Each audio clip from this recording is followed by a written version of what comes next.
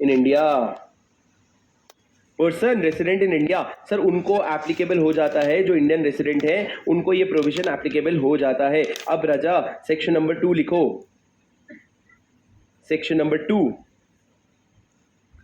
Definitions. Sir section number 2 definition, please मेरी बात एकदम ध्यान से सुनना राजा, वेरी इंपॉर्टेंट डेफिनेशन। आज हम लोग सिर्फ 3 मेजर डेफिनेशन पढ़ेंगे बस। एक पढ़ेंगे हम पर्सन का डेफिनेशन, एक पढ़ेंगे पीआरआई का डेफिनेशन, और एक पढ़ेंगे पीआरओआई का डेफिनेशन। एक पढ़ेंगे पर्सन का डेफिनेशन, एक पीआरआई का डेफिनेशन और एक पीआरओआई का डेफिनेशन। सर सबसे पहले मेरे को बताओ पर्सन के डेफिनेशन में कौन कौन आता है? भैया पर्सन के डेफिनेशन में तू जो सोच सके वो आता है। सर क्या क्या सोच सकते हो? Individual, HUF, company, AOP, BOI, artificial person, सब लोग आ जाते हैं, राइट? तो लिखो sir person includes individual, HUF, company, firm. Sir firm को एक सेपरेट आइडेंटिटी दी गई है तो आपका हो गया फर्म। फिर लिखो एओपी, बीओआई। एओपी बीओआई क्या है sir? Association of person and body of individuals. Next लिखो एवरी आर्टिफिशियल जुडिशियल पर्सन, जिसको हम कहते हैं एजेपी, बीजेपी नहीं AJP, artificial judicial person. Sir ये डेफिनेशन आपके इनकम टैक्स में बेसिक पर्सन का डेफिनेशन है, उसमें भी यही सारी चीजें आती है sir, individual, HUF, company, firm और ये एओपी, बीओआई और आर्टिफिशियल जुडिशियल पर्सन। पर सर फेमा का एक एक्स्ट्रा एडिशन है, लिखो any branch, office, agency owned and controlled by such person। Such person मतलब ये लोग ऊपर वाले जो लोग हैं ना, इनको सच पर्सन कहते हैं। उनके द्वारा कंट्रोल्ड अगर कोई ब्रांच, ऑफिस या एजेंसी है, जिसका शॉर्ट फॉर्म हम बोलेंगे बोए, बीओए। सर बीओए मतलब हमारे कंपनीज एक्ट में था बुक्स ऑफ अकाउंट्स, यहाँ पे क्या है? ब्रांच, ऑफिस और एजेंसी। एक बच्चा मेरे को मैसेज करता है, सर आप अपने नोट्स में थोड़ा सा फुल फॉर्म लिख दोगे क्या? वो ना बीओए लिख दे तो आप तो कंफ्यूज होता है कि वो ब्रांच, ऑफिस, एजेंसी है कि बुक्स ऑफ अकाउंट्स है। गधेड़ो, अव्वल नंबर के गधेड़ो, अगर फेमा पढ़ रहे हो तो बीओए ब्रांच, ऑफिस, एजेंसी। अगर मैं यहाँ पे फेमा में आप लोगों को लिखूंगा सीजी, तो सीजी का मतलब जो है वो लॉजिक बैठा करके central government. So short form में चूज करो तो समरी नोट्स मत खरीद, ऐसे ही मॉड्यूल खरीद। तेरे को शॉर्ट फॉर्म्स नहीं चाहिए, समराइज बुक है समरी। कहते हैं सर बीओए मत यूज करो बुक्स ऑफ अकाउंट्स, तो नया बना दूं, एओबी बना दूं? हाँ तो बोलोगे सर इतने ज्यादा शॉर्ट फॉर्म थोड़े कम यूज करो। सर सुनो मेरी बात, प्लीज ध्यान से सुनो। Sir branch, office, agency, sir थोड़ा दिमाग लगाओ। क्या पढ़ रहे हैं सर हम? पर्सन का डेफिनेशन। सर पर्सन डिफाइन करना क्यों जरूरी है? हमारा एक्ट क्या कह रहा है? फेमा एक्ट कहता है मैं किन किन लोगों को मानता हूं। मेरे लिए इंडिविजुअल एक इंसान है, कंपनी है, फर्म भी मेरे लिए एक अलग से इंसान है। सुनो भाई, फर्म का वैसे कोई सेपरेट लीगल आइडेंटिटी नहीं होता, पर इनकम टैक्स एक्ट में भी और यहां पे भी फर्म एक अलग इंसान है। सर एओपी हो गया, बीओआई हो गया, एवरी आर्टिफिशियल जुडिशियल पर्सन हो गया, नॉट अ प्रॉब्लम। सर अब मेरे को एक बात बताओ, मैंने तुमको जब कंपनीज एक्ट पढ़ा रहा था तो एक सवाल पूछा था, एक कंपनी में लिखना नहीं, सब एक कंपनी की सब्सिडरी होती है और एक कंपनी की ब्रांच।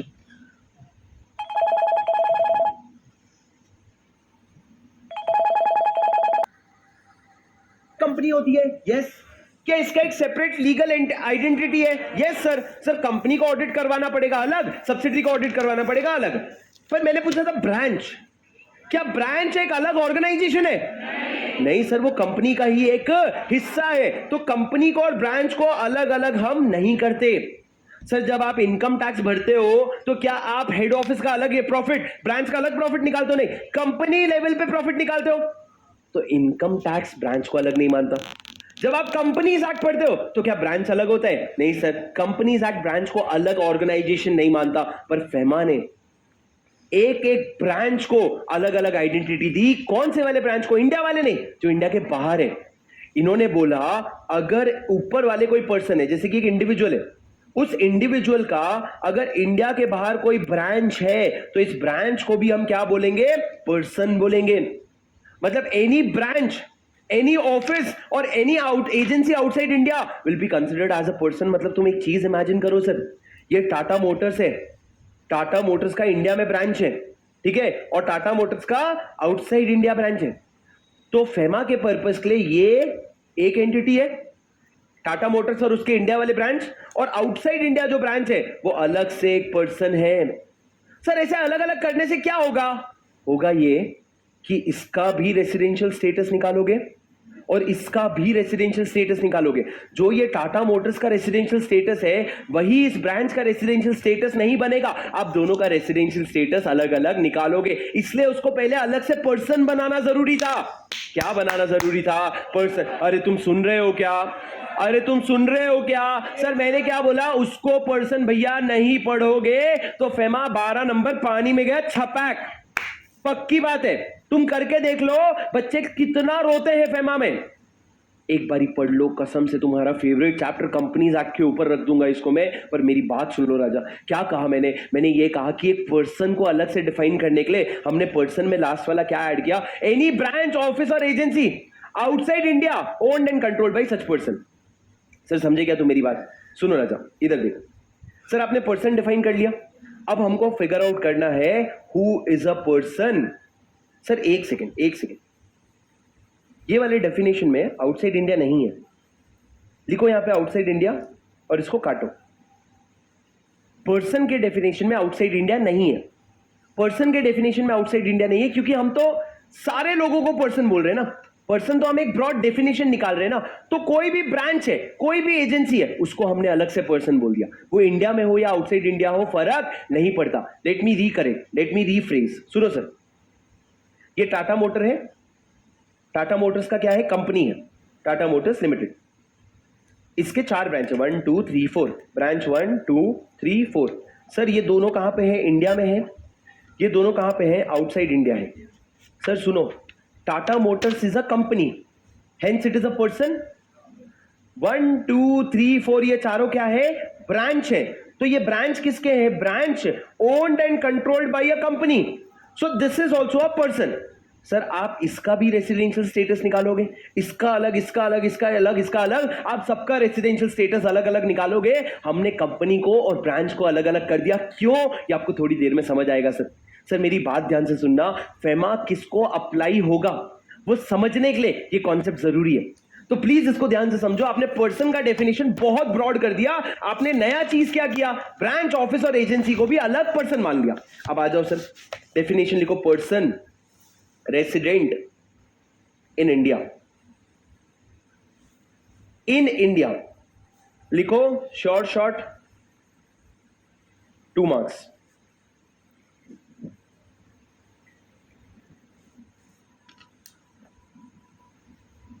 सर पूरी एनर्जी सेक्शन में डाल देना, बाकी कुछ भी नहीं चाहिए आपने। इसको 2 पार्ट में डिवाइड करो। Person resident in India 2 part में डिवाइड होगा। पहला होगा फॉर इंडिविजुअल्स और दूसरा होगा फॉर आर्टिफिशियल पर्सन। इंडिविजुअल के अलावा सब कुछ आर्टिफिशियल पर्सन हो जाएंगे। तो एक तरफ इंडिविजुअल और एक तरफ आर्टिफिशियल पर्सन। सर इंडिविजुअल्स के लिए लिखो, person residing in India for more than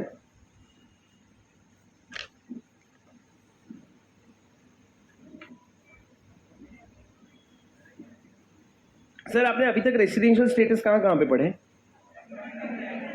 कायदे से 2 जगह पढ़े, एक income tax act residential status, एक और कंपनीज एक्ट। कंपनीज एक्ट में कहा?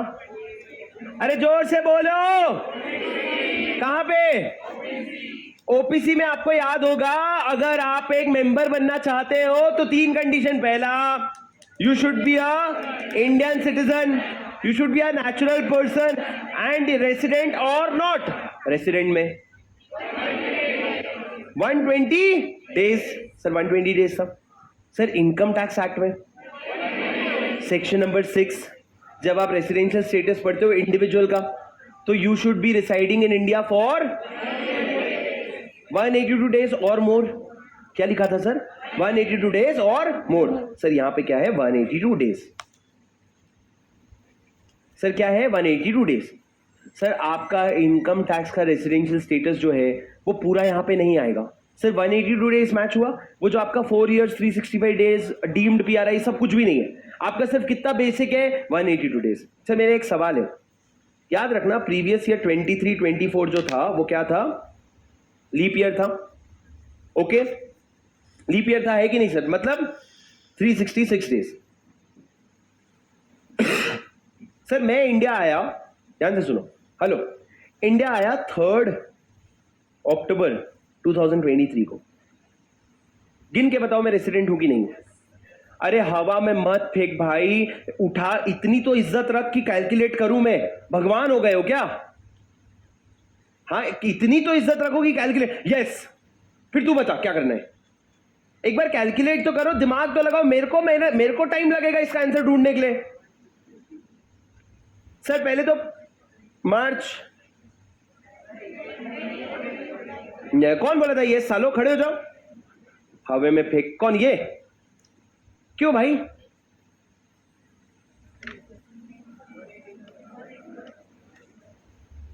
बताओ सर, ये कहां तक आ गए? नवंबर, सितंबर, अक्टूबर, सितंबर, उसके ऊपर अगस्त. सर सितंबर आएगा क्या? नहीं. अक्टूबर में कितना दिन आएगा? 28 के 29. 3 अक्टूबर को इंक्लूड करूं कि नहीं करूं? सर आप इनकम टैक्स एक्ट के हिसाब से क्या बोलता है कि अगर जिस दिन इंडिया आया या जिस दिन गया उसको इंक्लूड करेगा. चलो ले लिया, 29 कर लिया. कितना आया मेरे को बताओ? कितना आया? एग्जैक्ट 181. सर वो रेसिडेंट है क्या? नहीं है. पर सर वही अगर ये 2 अक्टूबर होता, सर उस दिन तो गांधी जयंती है ना, उस दिन थोड़ी गिनेंगे. तो सर 2 अक्टूबर होता तो एग्जैक्ट 182 डेज हो जाता. मेरे को बताओ एग्जैक्ट 182 डेज में रेसिडेंट होता है क्या? Sir the answer is income tax में हाँ, फेमा में ना. सर यहां लिखा है for more than 182 days. Income tax act में लिखा है more than equal to 182 days. Sir ये लोग चाहते तो मैच कर सकते थे, पर कर देते तो एमसीक्यू कैसे बनता? बच्चे को जहां फेल करना होता वहां पे कहां करते? बोले एक काम कर, ये अभी अभी फेमा पढ़ के आया है तो इसको मोर देन 182 डेज पे ऐसा ध्यान है, एक काम कर टैक्स में मोर देन इक्वल टू लिख दे. मस्त आएगा पेपर में. और क्वेश्चन देखना, ये लोग 182 वाला पूछेंगे ना, तो 185 ना 190 ना 170, बोलेंगे एग्जैक्ट 182 डेज. सर सुनो मेरी बात ध्यान से. सर अगर एग्जैक्टली 182 डेज है तो आप फेमा में रेसिडेंट नहीं बनते. यहां पे क्या लिखा है? फॉर मोर देन 182 डेज, मतलब 183 डेज का मिनिमम स्टे चाहिए सर, तब जाके आप क्या बन जाते हो? रेसिडेंट. ये डेफिनेशन इतना ही शुरू होने के लिए लगता है. अब आगे बढ़ो. सर आपने क्या लिखा? Person residing in India for more than 182 days in the preceding, previous year नहीं भैया, financial year. In the preceding financial year. अब सर इसको नीचे 2 पार्ट में डिवाइड करो. But does not include, does not include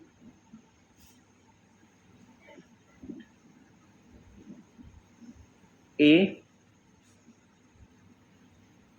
person who goes outside India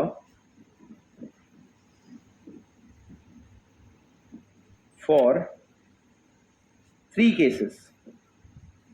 पहला, employment outside India.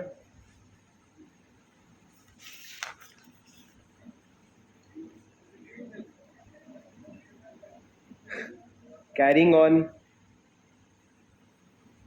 तुम्हारा खत्म हो गया, तुम्हारा इनकम टैक्स से लिंकेज जो था खत्म हो गया. एक और आगे लिंकेज आएगा, पर उसके अलावा कोई भी लेना देना नहीं है इनकम टैक्स के डेफिनेशन से, पूरा अलग अलग है. कैरीज और कैरिंग ऑन बिजनेस और profession outside India. Sir profession और बाजू में लिख दो vocation, carrying on business, profession और वोकेशन आउटसाइड इंडिया। तीसरा, other purpose, for any other purpose where intention to stay outside India is for uncertain period.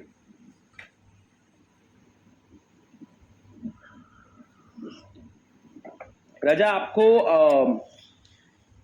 Other law का जो है रिवीजन ऑडियो नहीं मिलेगा, क्योंकि अदर लॉ में रिवीजन ऑडियोज जो होते हैं वो इतने हेल्पफुल नहीं होते हैं। अदर लॉ को अपन रिवीजन वीडियो से ही रिवाइज करेंगे। इसका रिवीजन ऑडियो मैंने यूज करके देखा है, वो सेक्शन वाइज तो डिवाइड नहीं हो पाता, क्योंकि हम कंपनीज एक्ट तक पूरा एफर्ट डालते हैं सेक्शन याद करने का। यहाँ पे सेक्शन वाइज डिवाइड नहीं हो पाता, तो यहाँ पे आप लोग रिवीजन ऑडियो की जगह रिवीजन वीडियोज को यूज करोगे, ताकि जितना जितना खत्म हुआ है उतना आप अपने कन्वीनियंस पे देख सको। पर प्लीज मेरी बात अभी ध्यान से सुनो राजा, प्लीज। सर मैंने क्या किया, अदर पर्पस, प्लीज मेरी बात ध्यान से सुनना।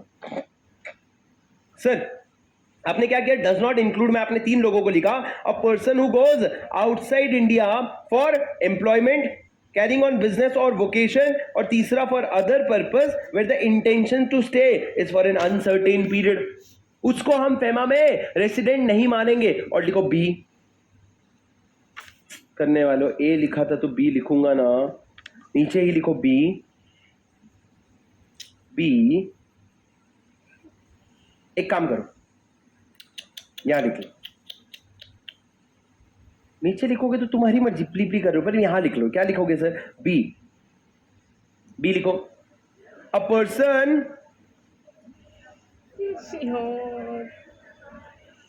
क्या दूसरा part,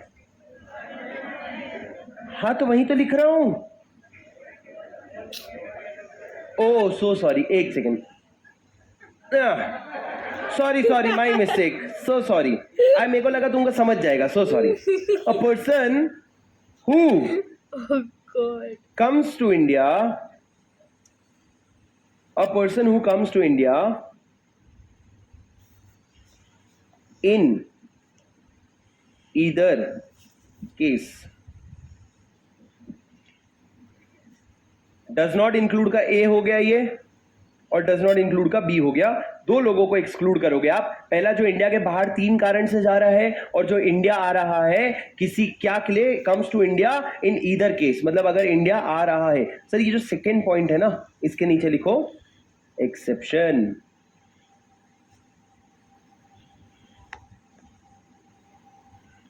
if such person comes to India, if such person comes to India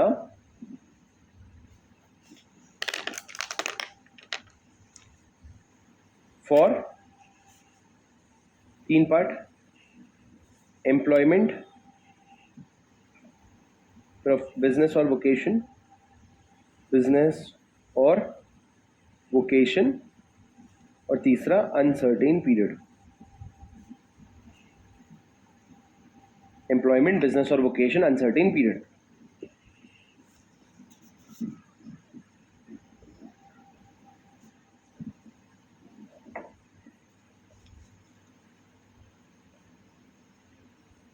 sir बस इतनी सी तो बात है।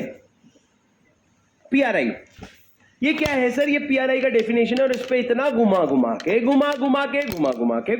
क्वेश्चन पूछते हैं कि क्या ही बताएं। Sir let's keep it simple, let's keep it very simple. मेरे साथ साथ मेरी बात सुनते जाओ एकदम ध्यान से। राजा इधर देखो सर, अभी अगले 2 मिनट तक जो मैं समझाऊंगा ना इस डब्बे के अंदर, वो तुमको लिखने की जरूरत नहीं है, सब ध्यान लगा करके समझो, उसके बाद मैं अच्छे से लिखाऊंगा। दोस्तों मेरे को एक बात बताओ, अगर मैं इस साल देख रहा हूं कि मैं पर्सन रेसिडेंट इन इंडिया हूं कि नहीं हूं, पहले मेरे को बताओ, पर्सन रेसिडेंट इन इंडिया होगा तो क्या होगा? होगा ये कि तेरे को फेमा अप्लाई हो जाएगा, तेरे को हमारी बात माननी पड़ेगी और हमारे हिसाब से ट्रांजैक्शन करना पड़ेगा, which is what we want. तो हम कोशिश करेंगे तेरे को पीआरआई बनाने की, पर we will be very logical. तो हमने सबसे पहले बोला यार इस साल पीआरआई बनने के लिए हम तेरे पिछले साल का क्या देखेंगे, तेरे पिछले साल का इंडिया में स्टे देखेंगे।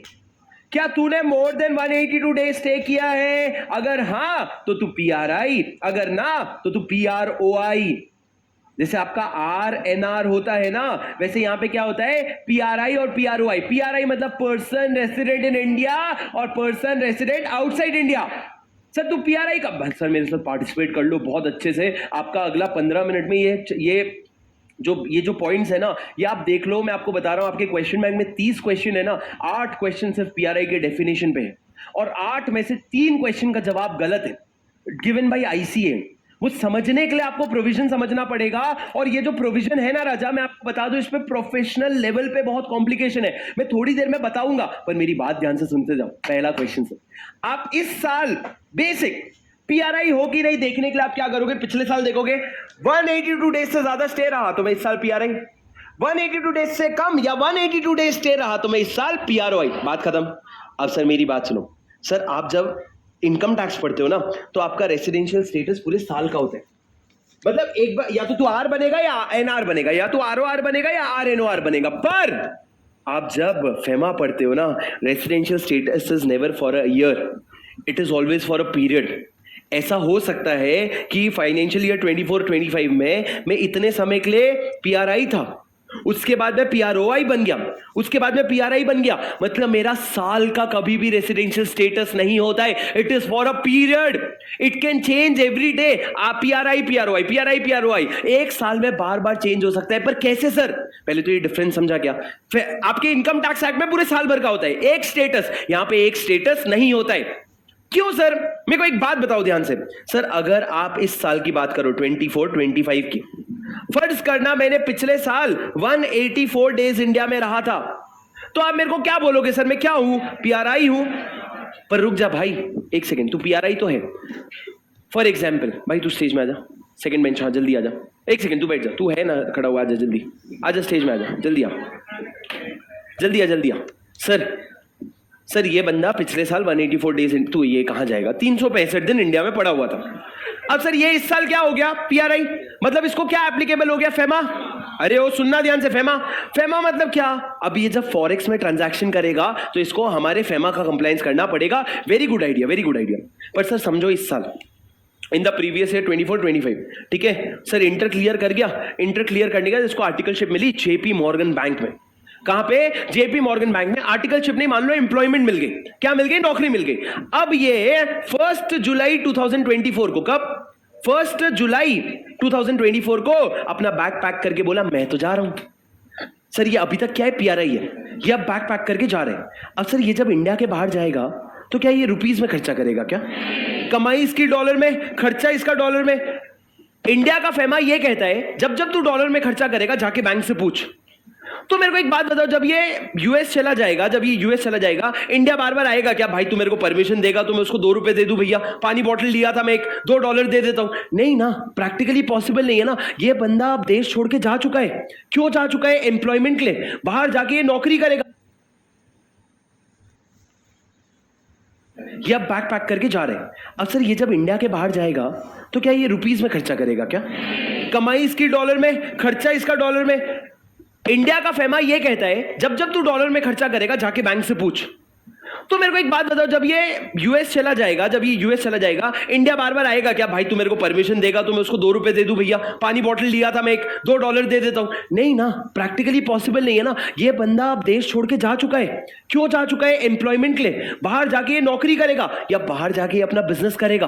तो माना कि ये पिछले साल 182 डेज से ज्यादा था, पर ये अब 1 जुलाई 2024 के बाद अपना नहीं रहा, ये पराया हो गया। तो हमने बोला भैया विथ इफेक्ट फ्रॉम 1 जुलाई यू विल बिकम पीआरओआई। मतलब अब तुमको पीआरआई नहीं मानेंगे, तुम्हारा साल के बीच में स्टेटस चेंज हो गया।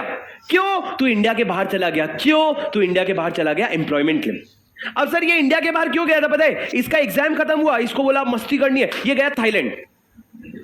अब मेरे को बताओ, ये जो थाईलैंड घूमने गया था, इसको मैं पीआरओआई मान लूं क्या? अबे ये थाईलैंड घूमने गया है, वो दिखाता है कि ये कट्टर हिंदुस्तानी है। इसको हम पीआरआई पीआरओआई नहीं बोलेंगे, इसको हम बाहर वाला बंदा नहीं बोलेंगे। ये घूमने गया है, ये वापस आ जाएगा।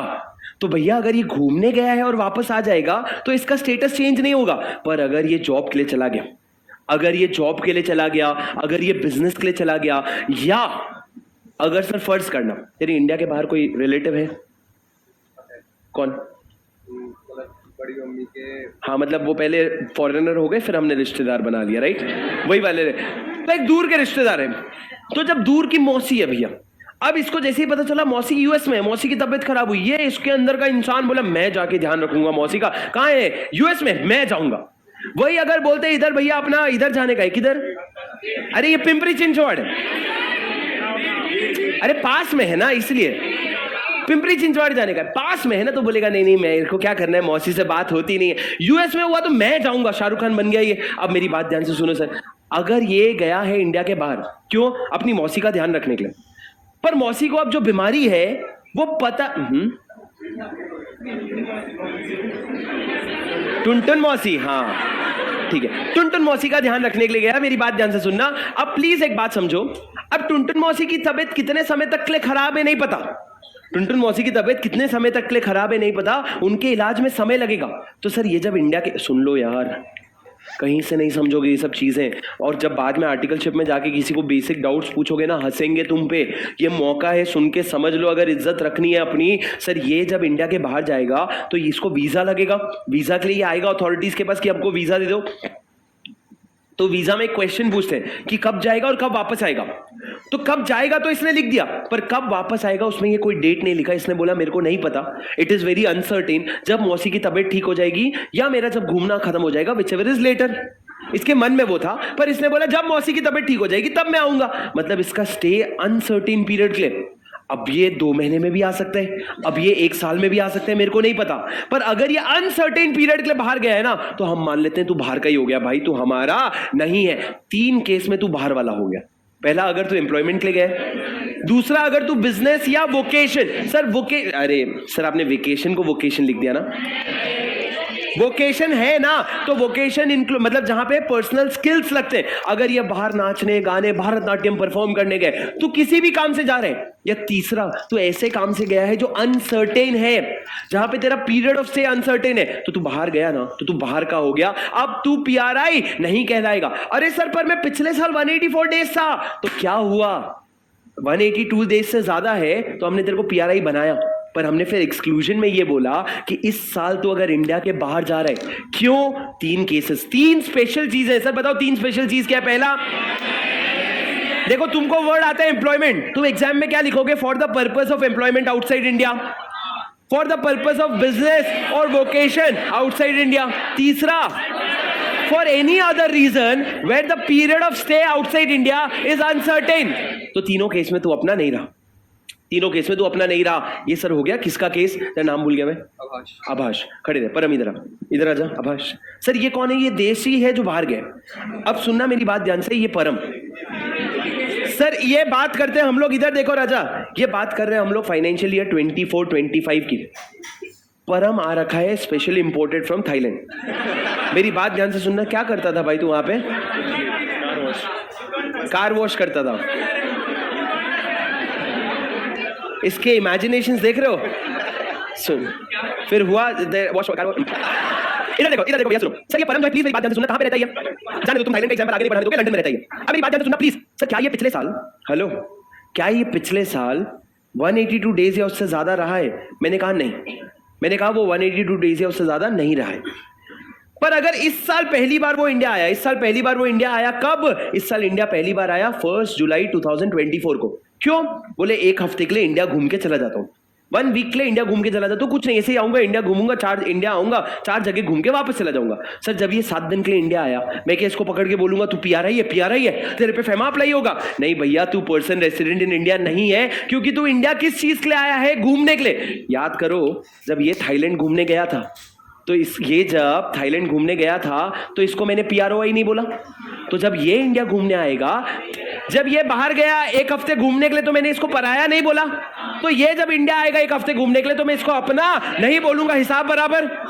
तो तुम अगर इंडिया के बाहर घूमने जा रहे हो तो तुम पीआरआई ही रहोगे, मतलब अपने ही रहोगे। तुम 1 हफ्ते के लिए इंडिया घूमने आए तो तुम पीआरआई नहीं बनोगे। तो सुनो, पीआरआई का डेफिनेशन में एक्सक्लूड होता है, अगर ये बंदा इंडिया घूमने के लिए आया है तो इसको पीआरआई नहीं मानेंगे। अरे समझ रहे हो क्या? हाँ सर। पर सुनो सर, ये इंडिया क्यों आया पता है तुमको?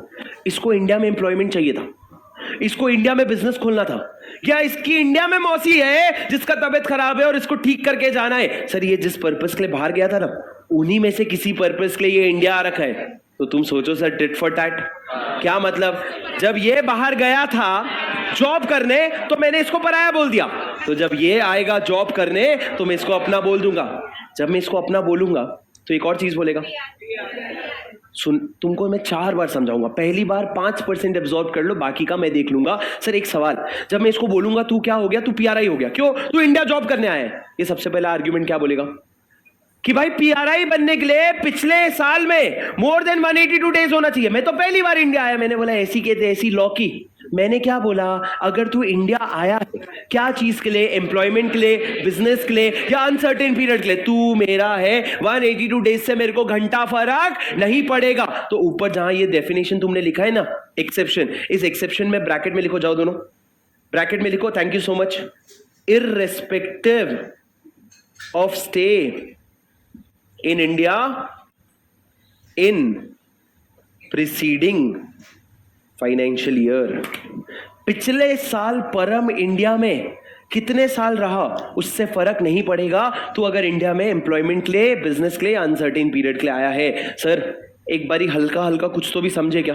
क्या इतना समझ में आया क्या कि अब जब मैं बोलूंगा तो ध्यान से सुनना जरूरी है?